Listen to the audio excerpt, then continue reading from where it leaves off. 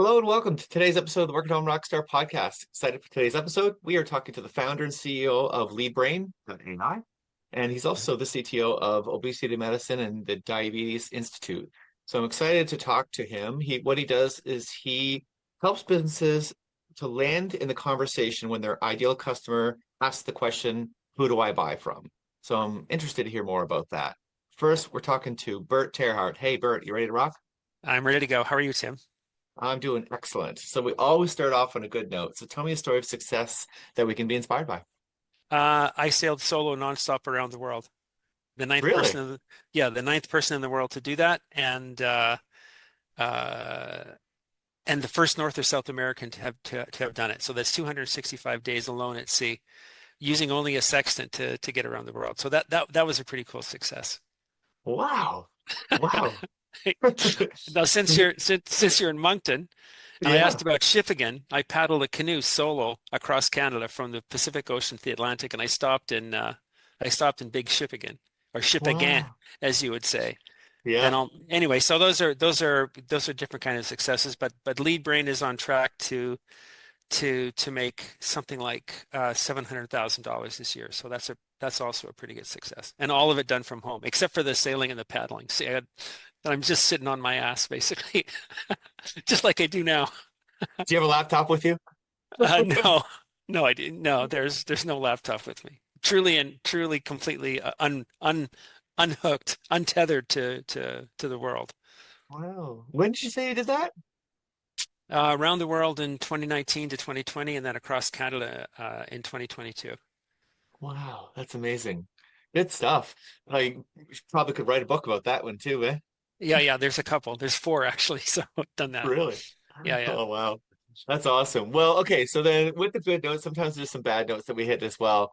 And I like to make sure that people understand that people do make mistakes and it's oh yeah, okay. oh yeah. Uh, I'm wondering, can you share with us, one that we can learn from? Yeah, sure. I think um, certainly in terms of well, in terms of business, we talked briefly about this, but starting LeadBrain, I failed. I basically ignored my own advice and thought that everyone would come to me, that my ideal customer would come to me because I had such a brilliant idea. If you ask me, in the privacy of the bathroom, so yeah, it was a fantastic idea, and that's a classic mistake. You can't expect your customer to come to you. You have to go to them. So that's fundamental to success. And sometimes you get caught up in your own, well, I'll say hubris or maybe your own excitement, thinking that knowing it's a good idea, but failing the fundamental um, failing on one of the fundamental tenets of business, no matter what it is. You have to meet your customer where they are. So that was, I mean, I should have known that. So thinking you know something. Well, like Mark Twain would say, he would say, it's not what you don't know that gets you. It's what you know for absolute sure that really kills you. So Yeah. Yeah. And you know what? And that's really good advice because it isn't obvious. I mean, I think probably most entrepreneurs, unless they have like really great mentorship that, gets them off the yeah, ground, you're gonna fall into that trap. You have this great idea and you think, oh, yeah, this is gonna be fantastic. Everybody's gonna love it. yeah. And maybe they would if you told them about it, right? Yeah, maybe. Well, the thing is, every time I hear that, every time I hear something like everybody's going to want this, I know you're on Mhm. the wrong track. Because the first thing I think is like, I don't want it, Yeah. and therefore your whole premise of everybody is wrong. At Mhm. least, well, maybe that's a bit harsh, but it's a little bit skewed. So this idea that everybody wants what you're doing is just wrong. And one of the most important things you can do actually is polarize your audience. So you want to know exactly who the people are that don't want to talk to you. So you don't waste any time and resources talking to those people. And if Mm. as soon as you do that, then all your efforts are being spent with the people who want to talk to you, who are interested in what you're offering, who are interested in what you're doing. And if you think that you can't do that or you shouldn't be doing that, then I think you're basically spending time, energy, and money because you're talking to everybody and not everybody wants to hear you. So the sooner you polarize, the more efficient you are in terms of time, energy, and resources. Wow. And that's really interesting to think about because you do see sort of stuff like that, floating around in the internet where people will Yeah. say, oh, they just said what they said. They're going to totally lose all their client base. No, However, what might be happening is, like you just said, they're just going, no, no, no, exactly. we're just losing you because we know you're not going to buy from us anyway. That's right? exactly right. It's exactly right. So, I guess, colloquially, haters are going to hate. So Hmm. they can go somewhere else. So, Well, and yeah, that's another part of it too. I mean, haters are going to hate. You are yeah, going to get haters, especially if you've got something that people love. There's like this pendulum effect, right? yeah, The more people that you have that are loving you, the more people you have that are hating you, and yeah. you're better off to focus on the love. And I think that this is not natural. I think most Mhm. of us sort of like go, "Oh, someone just said something bad about me. Yeah. I'm going to focus a ton of energy on that," right? Well, that's interesting that you'd say that because if you go, online is very polarizing. So if Hmm. you're getting any guidance from online, and you have to take, well, people, it will be, it's natural, people that love you, it's like, oh, how fantastic, these people love me, how wonderful. Hmm. But the flip side of that is if you're willing to listen to those people, then you're willing to listen to the people who also hate you. So that leaves you directly in the middle in a very bad spot. So what you Hmm. should do, in my mind, I hate to shit on people. That's a bad idea. So my approach is to take it all with a grain of salt. So people that love you is fine because if I'm listening to those people exclusively, then that means that they have some influence over where I'm going, which I'm not saying is a bad thing. But by the same token, you have to be listening to you have to be giving the same weight and gravitas to the people who are hating on you for whatever reason. And that just leaves you, bifurcated. What do you do? Like, where should you be going? So if you're willing to listen to, you have to take it all with a grain of salt. And you see that with celebrities. You see that with really, really good business people. You have to take it all with a grain of salt. So I mentioned the canoe trip. So the first thing I did, because I hadn't been in a canoe for 40 years. The last time I was in a canoe was 40 years ago before I went on this trip. So the first thing I did was go online for advice, and the second thing I did was get offline for advice. Yeah. Yeah. Yeah, going online, I mean, you can get some cool stuff from there, but Yeah. also, boys, it's like, Googling your symptoms. Yeah, exactly. So if you're gonna give full weight and confidence to what they say about you positively, then if you're actually being honest with yourself, there's two sides to every coin. You have to give full Mhm. weight and honesty to the thing that they're saying about you negatively, and Mhm. that's a very, very tough place to be. You need to be well centered and well grounded. So you have to have a very solid foundation to understand that, okay, this is what I'm doing. Yeah, there's positive and negative feedback. As long as you're headed in the same direction, and the plan is still working for you, then you just need to be continuing in that same direction. And you shouldn't be. Here, I shouldn't should on you again, but Okay. I don't think it's really smart to base all your business decisions on whether people are loving you on the internet or not. That doesn't seem Mm. to me like a recipe for success. No. Well, and then the other thing too is that, yeah, like this internet stuff, they're not paying your bill. Right? Yeah, The exactly. people that you should be listening to, here I am shitting now, Yeah, are the that's people right. that it's the people that are buying your product. Yeah, Maybe that would be the people to look at, right? yeah, so that's a conversation that certainly most small business people tend to avoid, which is they're constantly looking for the question they're continually asking themselves. In my experience, is this customer that's walking through the door, is that my last customer? Like, who's coming after them? Because if this is my last customer, then I'm in real trouble. Yeah. And which is part of this thing that we had talked about earlier about, people ask the question, who do I give my money to? They ask that question online. So if you think the last person that's going to come into your business is walking through the door now, then you should be having a very pointed conversation with them. So the best people to ask about how you're doing are your customers, the people who've decided they're going to give you money for whatever it is that you do, as Yeah. opposed to someone who's not given you any money yet. So the idea is very simple. It's foundational, and it certainly isn't mine, that's for sure, is that it's very expensive to acquire a customer. It's the Yeah. most expensive thing you'll do. The the easiest thing to do is to keep a customer. And that's just maintaining engagement in this day and age. We call it engagement. Before we would just call it customer satisfaction. The easiest thing to do is just keep talking, keep a conversation open with that customer you have. And in terms of the clinic, um, we call that compliance because patients will not have good outcomes if they're not compliant. So the doctor gives them advice, do this, and they do that. They go online and do something else entirely. So we've lost that patient. And of course, if you're at all interested in helping people, which is what you're supposed to be doing when you go to the doctor, is Yeah. that you want that patient to be compliant, which is nothing more than having a conversation with them. And we use a bunch of tools to do that, AI being one of them. But the point again is that we're focused on keeping our customers or our patients or our clients by continuing to engage with them in a way that makes sense to them. So again, we're meeting them where they are. And if you do that, then your customers or clients or patients are going to come back to you as opposed to going to the competition. Yeah. Yeah. So I mean, you've been working from home for a little while now. So I'm Yeah, wondering, how have you sort of like made it work for a home office or a jam room? well, you have to be disciplined about it. So if you ask any writer, everybody has a book in their head. Not everybody is disciplined enough to sit down in front of the computer and work or Hmm. write. Hmm. And if you can do that, if you can just sit down and force yourself disciplined enough to do it, then pretty before you know it, you'll have a book. And it's the same with working at home. It's so tempting to do other things. Um, so you have to be focused and disciplined. It's also, and the other side of that coin, it's very simple to be undisciplined, which is you've got all day, so I'll just do this and that, and I'll come back to it, Yeah. which means you end up working 18 hours a day, Yeah. 7 days a week. Yeah.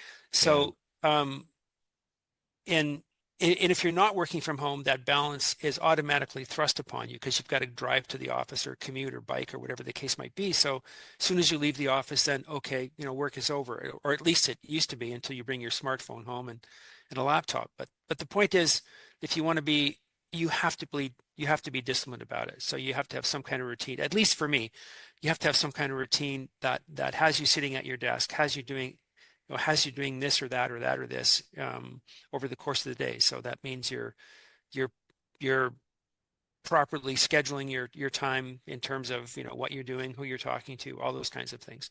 So Hmm. and if you can't do that, then it's going to be really hard because it's so easy to commute to work. It's like 5 steps, Yeah. easy to commute to the fridge, right? Easy to commute anywhere. So you just have to have when it's time to work, then work. And when it's time not to work, then don't work. I mean, it's as simple as that. And I've been able to strike that balance pretty well because I've been able to step away from work for big chunks of time to do the things I really like to do. And if I wasn't disciplined enough and delegating, then I'd go nowhere. So I don't know if you have an opinion on this, but do you think that some people are disciplined and some people aren't? Or is this something that everybody can do it, they're just choosing not to? Yeah, discipline is simply a matter of creating a habit, and it takes about a week to create a habit. That's Hmm. it. So if you can do it for a week, then you can do it for a month. And if you can do it for a month, you can do it for years and years and years.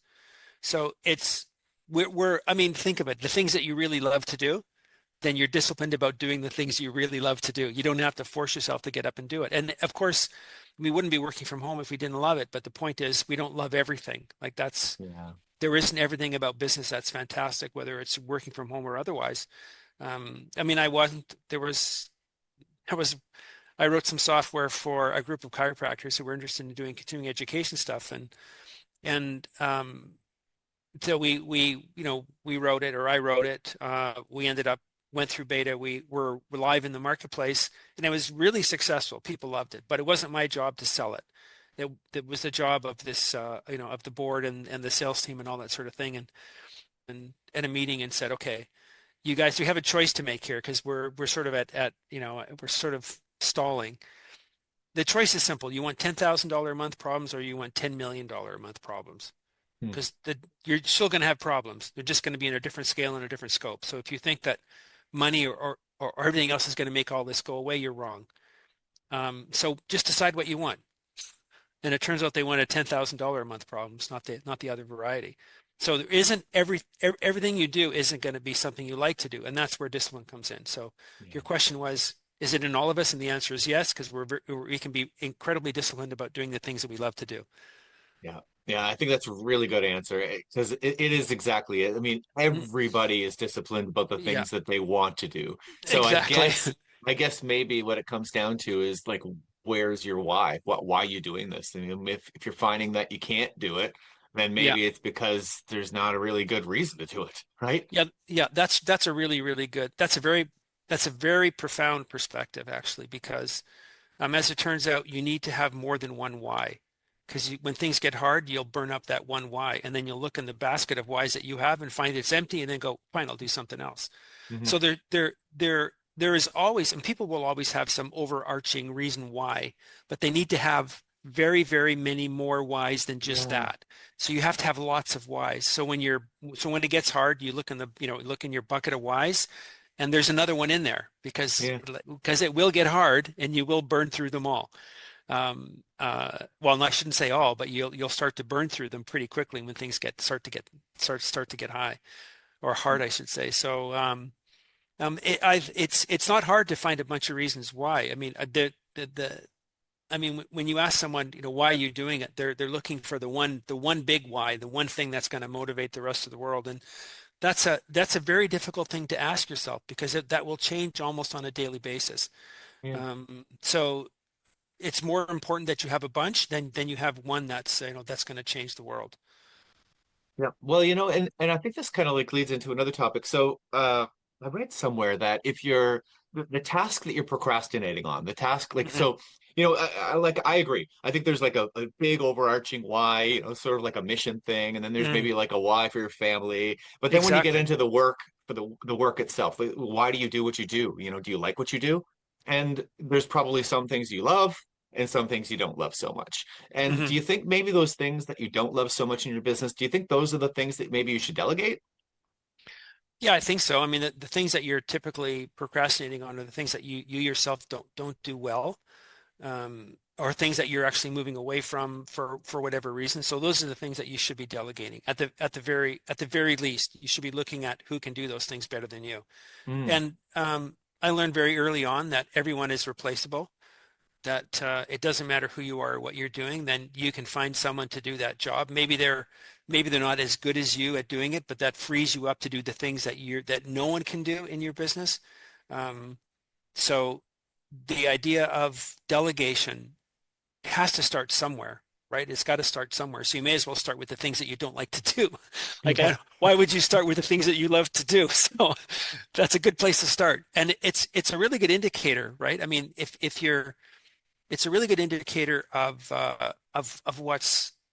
what's keeping you from actually getting where it is you want to go. And it Mhm. doesn't, I mean, getting to where you go doesn't have to be, like I said, you don't necessarily have to be changing the world, but it could just be, getting to the things that might be more important than doing what you're procrastinating on. But if you have a list of priorities and the same thing keeps showing up over and over and over and over again, that's a pretty good sign that Mm, can be offloaded to someone else. And you have to, I mean, most people think that everything has to be perfect. It's the worst idea in the world. This idea of pursuing perfection. Nothing will stall you out quicker than pursuing perfection. And yeah. the most important thing is just to get your stuff in front of people and then let them tell you, what you're doing right or wrong, as opposed to you assuming or you imagining, what's working. So you're better off to get something that's far less than perfect. Yeah. Barely acceptable to the market. That's what you want. You don't want something that's unacceptable. You want something that's barely perceptible. So then, or acceptable.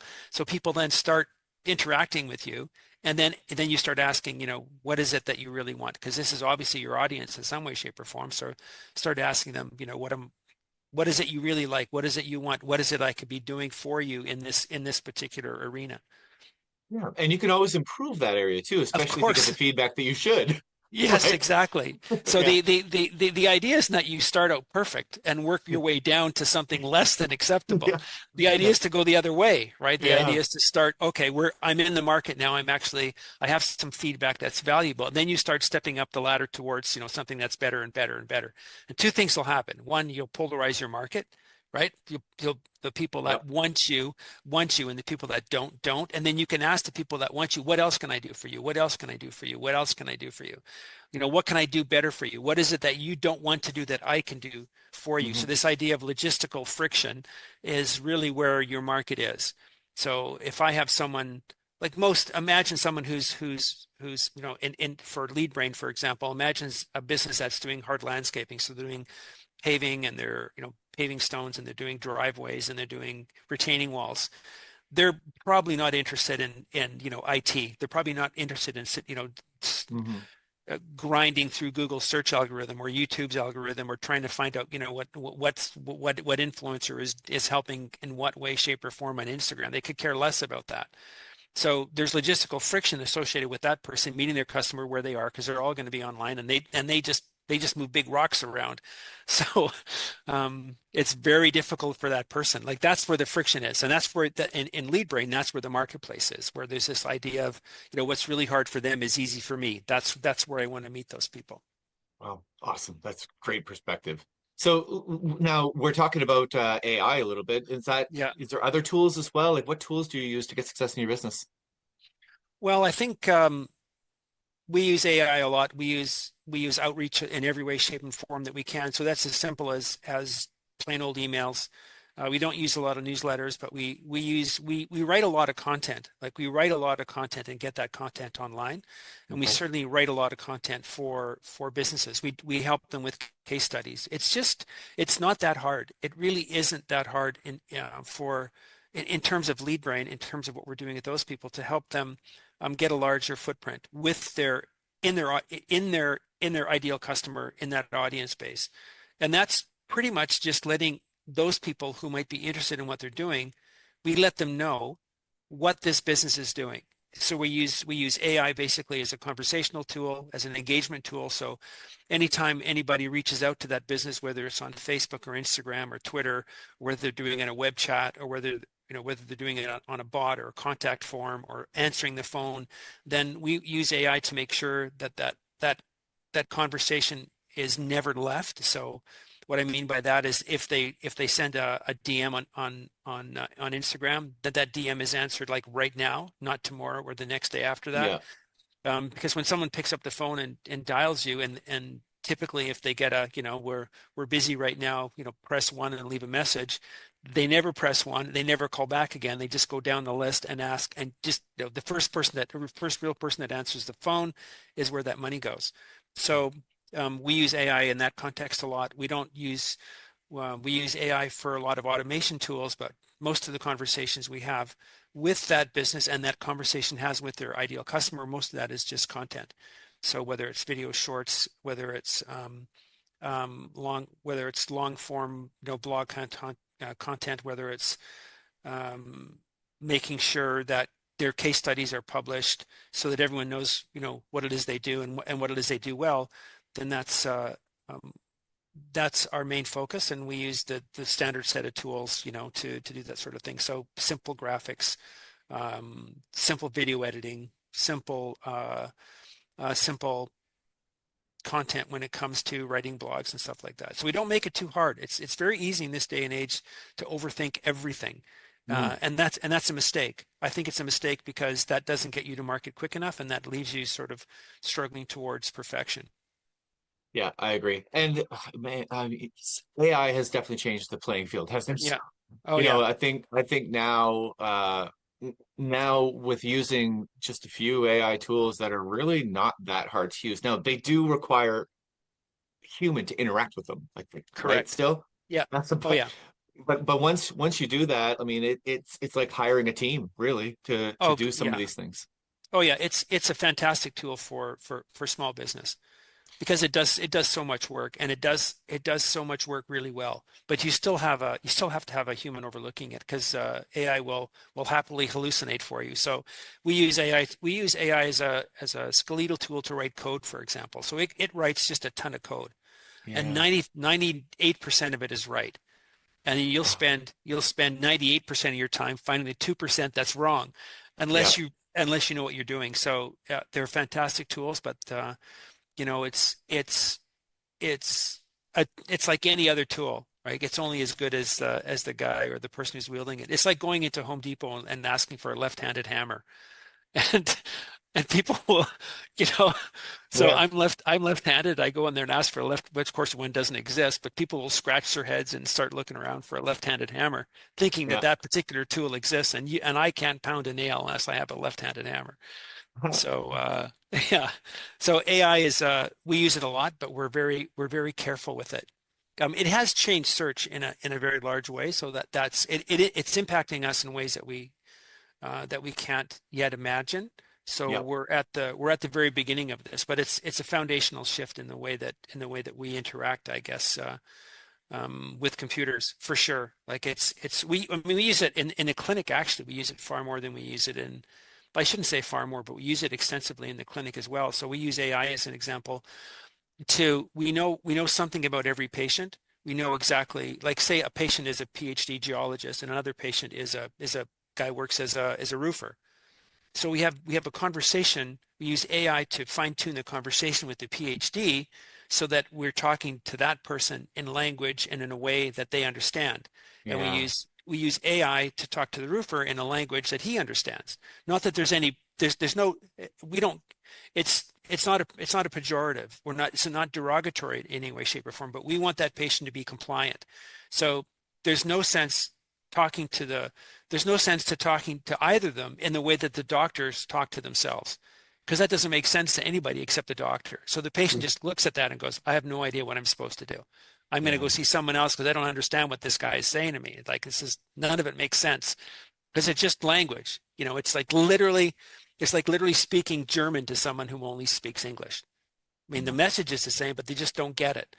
So we use AI to make sure that the messages, what we use AI to make sure that what we're trying to convey to people, they understand.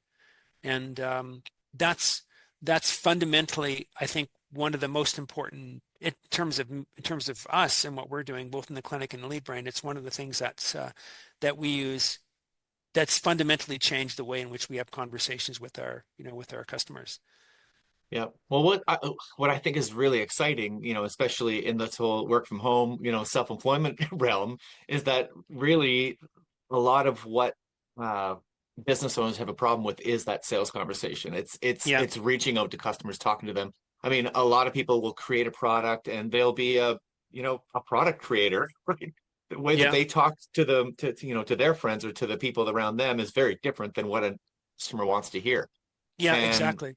having that AI in the middle saying, okay, this is what I want to say can be huge in creating the sales conversation for your business, right? Yeah, I think one of the best things that a small business person can do with AI is do AI is can do you can do fantastic, really in-depth, really good foundational research on who your ideal customer actually is. And Hmm.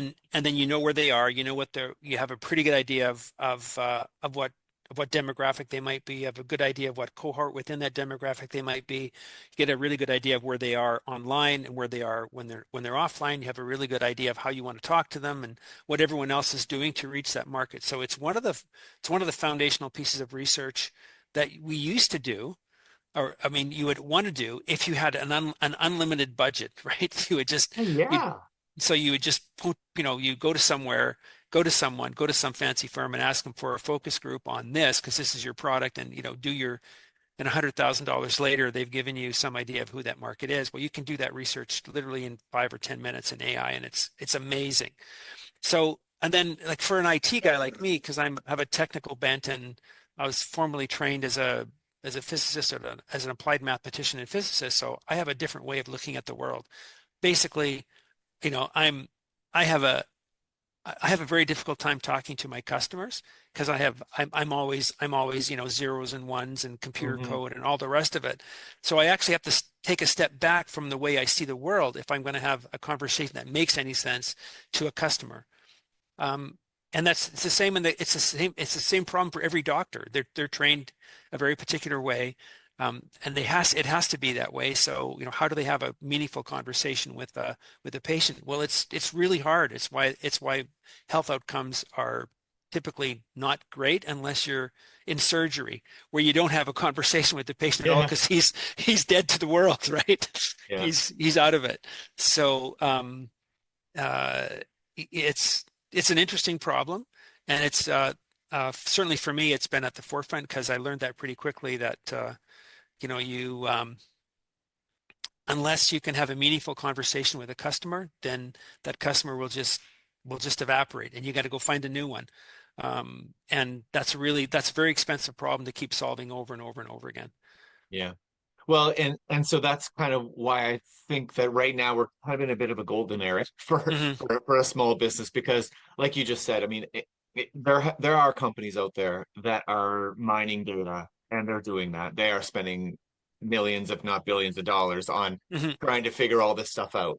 Well, we have the access to now AI that can do some of that work. Then we have social media companies, especially, and even Google that have spent whatever money collecting Yeah. that data about their clients and offering up ads that can target exactly what you want. Yeah. So now you have these two tools that you can put together and go, Hmm. okay, I can find out exactly what my customer's looking for. Then I can plug that into a social media algorithm that actually goes and reaches Yeah. exactly those people. I mean, when have we ever been here? Yeah. And Yeah. Yeah, you're absolutely right. Like the if you're doing pay-per-click advertising, then your ability to target your ideal customer is unprecedented, and it's mhm, unbelievably cheap. I mhm. mean, it's unbelievably cheap. Think of it as a Super Bowl ad. How much does it cost to put an ad on for the Super Bowl? Because then you're advertising to everybody, right? Yeah. It's like tens of millions of people, maybe hundred, maybe dozens of millions of people, and that's very expensive. But Yep. you don't need that because most of those people, like we talked about, need to Yeah, be which are polarized, polarized. right? Yeah. A very little amount of money to talk to a very small segment of the overall population. And those are the people that are interested in what you're doing. And Facebook and Google and Bing and all these companies, Twitter, Instagram, they make it unbelievably easy because in that regard, because their targeting is so good. They know so much about you. And the people that are going to be annoyed about your ads, they're going to be annoyed about your ads. That's good, right? And Yeah. those people will never click on that ad, and Facebook or all these other platforms are very good at making sure that those people don't see your ad as long as the targeting is good. And even their own AI is, because it used to be very difficult to define your target in Facebook as an example, and all the platforms in terms of PPC, because you had to know something about your audience. You had to know Yep. more about it than Facebook did, which seems like a pretty tall order, right? Yeah. Yeah. But now it's different. Facebook says, just give us a little bit of direction and let us, and let us spend a little bit of money. It can be as little as $5 a day, $10 a day for maybe 2 weeks. It's $140, $10 a day US. That shouldn't, I mean, it's not bus change. I've yet to see $140 lying on the street, and I've left it for the other guy, right? So it is money, and money is, you have to be concerned about that. But it's not a lot of money, I think, if you're actually trying to do some research into where this goes, because the other end of it is the return on that investment is huge. So if you just turn Facebook loose and their AI loose, then they'll do a really good job Right. of I agree. figuring that out.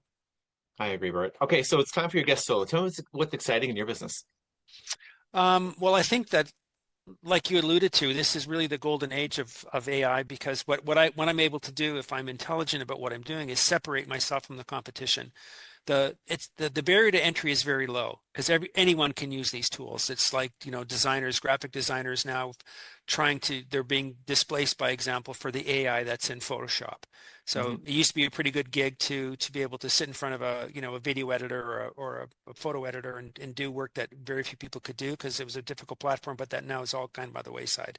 So we're in a very interesting place where I can distance myself from the competition very quickly by using tools intelligently, because the barrier to entry is very low. Like, the barrier to entry into working from home has never been lower than it is today. I mean, you're encouraged to do it, right? So this idea that everyone can work from home and do well is a good idea, but it also means that how do your customers view you any different than anyone else who's doing that same sort of thing? So using these tools, like, the golden age is that the tools are here and that you can use them and they're easy to learn. And the golden age for me in that regard is that I can distance myself from the competition, and which is important when the barrier to entry is very low. Yeah. Yeah. Well, and the other side of it is that there is a bit of a stigma still. There are people that are actually Yeah, afraid of AI and don't sure. understand it. And so I think that that's why I really do think it's a golden age because now you've got this like first mover advantage. If you can Hmm. embrace it now while people are still scared of it, then you're you're heading to the races before they are, right? Because Yeah, yeah, eventually, like just like anything else, it becomes saturated. yeah, So at some point, it actually is going to be difficult, right? yeah, exactly. So that there'll be a consolidation, which basically means it's going to be more expensive to get in, Hmm. and the distance. because everything moves very quickly. If you get a jump on the competition, that you can grow that gap very Yeah. quickly, and it becomes much more difficult to play catch up for the people that go, oh, I guess this AI thing is sticking around. It's like the internet back. I'm old enough to Oh remember when yeah. people were saying, "Yeah, this internet thing isn't going anywhere." Yeah, it's a Uh, fad. I remember that too. yeah, so if you got in on the proverbial bandwagon, then it's very hard to make up that ground. Yeah. Wow. Awesome. So tell me more about how people can interact with you. Like what if somebody wants to work with you? What do they do? It's pretty simple. You can go to bertterhart.com and find me there. That's the easiest. You can go down any number of rabbit holes that you want. Sadly, maybe too many. You can go to LeadBrain.ai. You can find us there, of course, or you can go to LinkedIn and just search my name, and you'll find me there as well. So it's pretty easy. It's pretty easy to find me. So I've been. It's one of those things. Following my own advice. If you I have a pretty large footprint online, so that's one of the ways that. I mean, for small businesses, one of the things that you need to do is ensure that your potential customers, of course, everyone needs to trust you. They're not going to give you anything unless they trust you. Yeah. So what people do that now by looking online. So the larger footprint that you have online, the better it is. So some advice, I guess, for what it's worth, but you can find me pretty easily just by going to bertterhart.com. Awesome. Okay, now also, what would be the type of client that would get the most out of working with you? It's a small business, somewhere between 5 and maybe 35 or 25 employees, Hmm. whose customers are locally confined to the area that they're in. So it can be uh, doctors and dentists, of course, lawyers, of course. That market is saturated because again, it's a low barrier to entry, but we're very good at what we do, perhaps better than most, and we've been doing it a long enough time to know what works and what doesn't. Okay. And again, it's someone like a roofer, for example. A roofer's not going to go, from Moncton to say Halifax to do a job. So any business that's whose any business whose customers or clientele are geographically limited to the area that they're actually in. They So it's like being, us, risk businesses that are yeah, performing services locally. yeah, What about yeah. like product businesses like stores or anything like that? Is that Well, I mean, that we've done a lot of work with stores, and it works really well with stores because people still, but it works from stores in a slightly different way in that it works with the work that we focus on with stores and people who are selling products out of brick and mortar places. It has to do with customer loyalty or customer engagement. So we make sure that those stores who have customers, that they become loyal customers. They continue to choose them over and over and over. Like restaurants are a pretty good example. You want those your patrons to be coming back to that same restaurant because it's yeah, um, they have a really good conversation with them over and over and over. love it. Okay, well, thank you so much for rocking out with me today, Bert. It's been a lot of fun. Yeah, it's been great. If I'm in Moncton again, I'll look you up. So, Yes, I'm sorry please to do. say, I'll chase you down. Awesome. Well, I hope you do. Okay. Yeah, So yeah. thank you so much. And to the listeners, make sure you subscribe, rate, and comment. Hey, and if you can go to workathomorockstar.com, you can find out a lot of more information and see the episodes of this podcast. So thank you so much for listening.